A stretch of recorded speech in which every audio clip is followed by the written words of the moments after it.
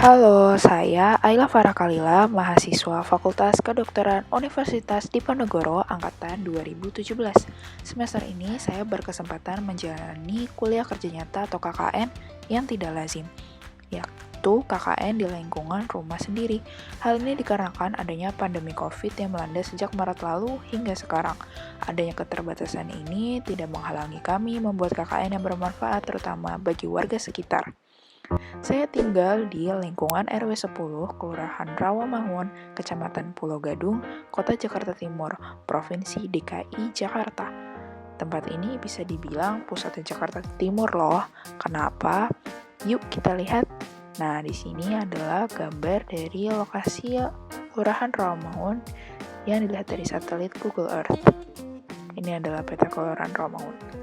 Kenapa pusatnya Jakarta Timur?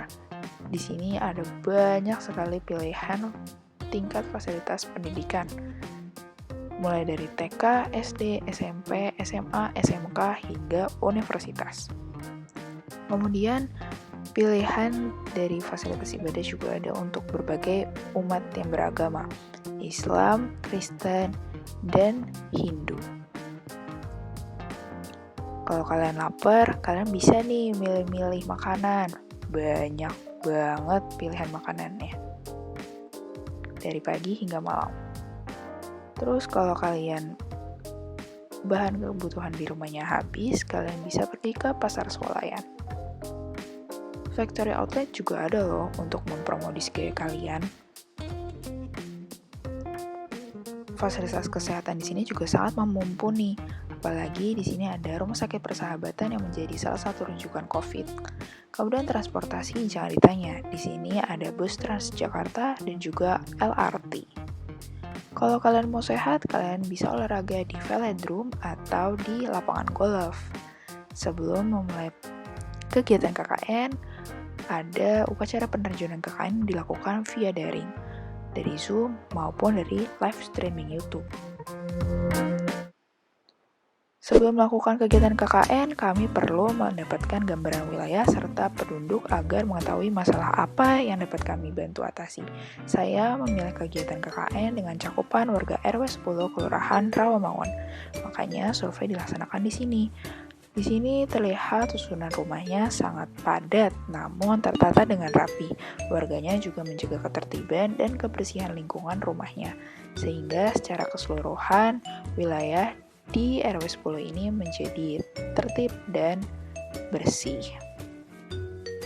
Di wilayah RW 10 ini, pemanfaatan lahan, sarana, dan prasarana dimanfaatkan dengan baik. Contoh dengan tembok ini dijadikan sebagai mural. Kemudian di sini ada beberapa fasilitas pendidikan, mulai dari PAUD, SD, dan SMP. Di sini juga ada fasilitas ibadah seperti masjid. Masjid di sini sudah menerapkan protokol kesehatan ya. Kemudian tidak sedikit juga warga yang menjadikan rumahnya sekaligus usaha kecil menengah. Pedagang dari luar pun juga boleh masuk asal mematuhi protokol kesehatan. Di sini Kader RW 10 sangat aktif, bisa dilihat dari penghargaan yang dapat. Banyak sekali loh. Nah, banyaknya program kegiatan dan sering memenangkan perlombaan, warga di sini juga termotivasi untuk menjadi yang lebih baik lagi. Pada tahun 2019 lalu, RW 10 memenangkan lomba PHBS tingkat Kelurahan Rawamangun. Hal ini masih dipertahankan, bisa dilihat tatanan bak sampahnya tertutup dengan rapi, bersih, kemudian lingkungan warganya juga bersih. Ini ada bak sampah yang bersih, kemudian warga secara mandiri membersihkan selokannya dan lingkungan halamannya masing-masing. Budidaya tanaman juga dilakukan oleh beberapa warga di pekarangan rumahnya.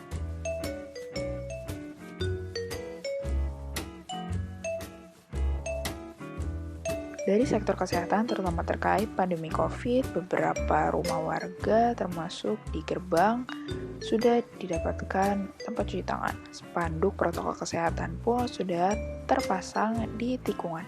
Tikungan ini dipilih agar masyarakat dari berbagai arah bisa melihatnya dengan jelas.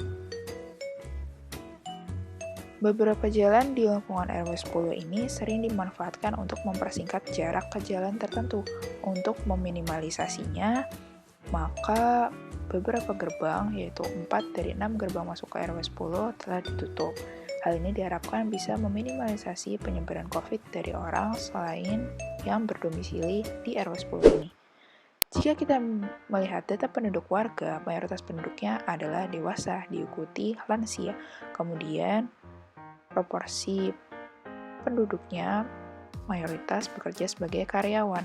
Tidak semua karyawan bisa melaksanakan work from home, jadi ada beberapa dari mereka yang harus pergi ke tempat kerjanya. Untuk data penyakit, hipertensi dan diabetes mellitus memiliki jumlah yang banyak. Nah, dari sini bisa kita simpulkan bahwa lansia, terutama yang tinggal bersama orang yang pergi ke tempat kerja, apalagi lansia yang memiliki penyakit hipertensi atau diabetes akan memiliki resiko tinggi untuk mengalami gejala lebih parah saat terkena COVID-19. Masalah yang ada di wilayah ini adalah masih kurangnya kesadaran warga akan pentingnya protokol kesehatan untuk mencegah COVID. Di sini juga terlihat masih ada warga yang berkerumunan.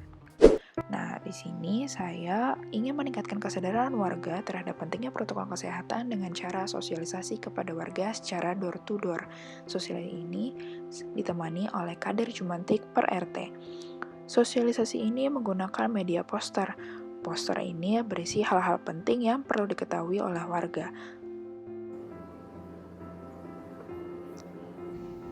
Setelah sosialisasi, warga diberikan buklet yang berisi penjelasan lengkap tentang sosialisasi yang sudah diberikan. Informasi dari buklet dimulai dari apa itu COVID-19, new normal, bagaimana penularannya, dan pencegahannya, mulai dari langkah cuci tangan, dengan sabun pastinya, bagaimana pemakaian masker yang benar, menjaga jarak, dan etika batuk. Reaksi warga terhadap etika batuk ini sangat positif. Setelah selesai sosialisasi, warga pun aktif bertanya. Antusiasme warga terhadap kondisi ini bisa diacungi jempol. Saya juga menjelaskan mitos dan fakta menarik, kegunaan disinfektan, hingga cara pembuatannya. Tidak hanya untuk masyarakat secara umum, saya juga menyoroti lansia, terutama dengan penyakit degeneratif atau penyakit karena penuaan seperti hipertensi dan diabetes mellitus. Sesuai dengan data demografis wilayah RW 10, banyak lansia yang memiliki penyakit diabetes dan hipertensi. Di sini saya lebih menekankan mengapa lansia perlu hati-hati terhadap COVID, mengapa lansia bisa rentan, kemudian bagaimana cara pengelolaan penyakit hipertensi dan diabetes mellitus yang telah dialami oleh lansia di masa pandemi ini. Mereka juga sangat antusias mendengarkan sosialisasi. Pertanyaan seputar kesehatan selain COVID pun juga sering dilontarkan oleh warga. Mengingat kegiatan sosialisasi ini ditemani oleh kader Jumantik, saya pun membantu mengecek jentik di wadah penampungan air. Kegiatan ini rutin dilakukan oleh Jumantik 3 bulan sekali dan akan lebih sering dilakukan pada musim hujan. Dengan arahan ketua RW, saya membuat banner 3M, yaitu memakai masker, mencuci tangan, dan menjaga jarak. Banner dipasang di dekat pintu gerbang agar warga yang masuk lebih memperhatikan protokol kesehatan. Kemudian pada bulan Februari dan Agustus adalah bulan vitamin A untuk anak usia 6 bulan ke atas hingga 5 tahun. Pada bulan Agustus, saya diajak oleh Posyandu untuk membantu pendistribusian vitamin A. Kali ini vitamin hanya diberikan kepada orang tua yang datang tanpa anaknya. Hal ini dilakukan untuk menurunkan resiko penularan COVID-19 pada anak. Penempatan vitamin ke dalam plastik obat dilakukan sehigienis mungkin. Posyandu juga selalu mengingatkan warga bagaimana cara memberikan vitamin ini pada anak. Ini adalah gambaran suasana Idul Adha 1441 Hijriah di Taman RW 10, Kelurahan Rawamangun. Warga yang tidak berkepentingan tidak diperkenankan masuk ke dalam area taman, sehingga di dalam area taman, warga bisa mengontrol protokol kesehatan.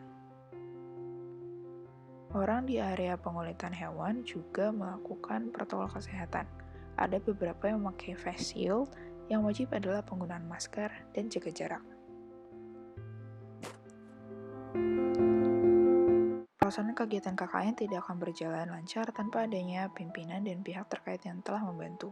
Kami telah meminta arahan kepada pelayanan terpadu 1 pintu PTSP tingkat Kecamatan Pulau Gadung, Kelurahan Romangun, perangkat RT dan RW 10, serta para kader.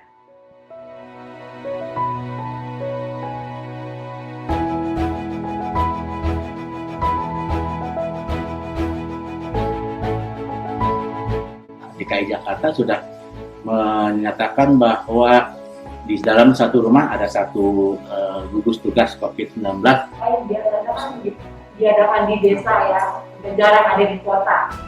Dengan KKN yang dilakukan oleh Alia, door itu sangat membantu sekali gitu ya. Dengan adanya sosialisasi yang dikerjakan oleh orang calon dokter, itu sangat bermanfaat ya untuk lingkungan ya.